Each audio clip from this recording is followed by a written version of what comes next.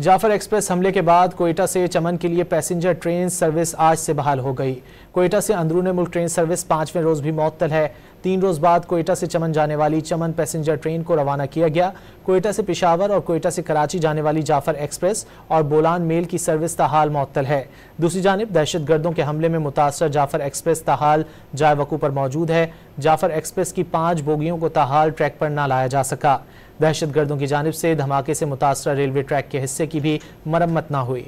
Jafar express हमले के बाद कोयटा से चमन के लिए पैसेंजर ट्रेन सर्विस आज से बहाल हो गई। कोयटा से अंदरून मुल्क ट्रेन सर्विस 5वें रोज भी मुअत्तल है। 3 रोज बाद कोयटा से चमन जाने वाली चमन पैसेंजर ट्रेन को रवाना किया गया। कोयटा से पेशावर और कोयटा से कराची जाने वाली जाफर एक्सप्रेस और बोलान मेल की सर्विस ताहाल मुअत्तल है। दूसरी जानिब दहशत गर्दों के हमले में मुतासर जाफर एक्सप्रेस ताहाल जाए वकू पर मौजूद है। जाफर एक्सप्रेस की 5 बोगियों को ताहाल ट्रैक पर न लाया जा सका। दहशत गर्दों की जानिब से धमाके से मुतासर रेलवे ट्रैक के हिस्से की भी मरम्मत न हुई।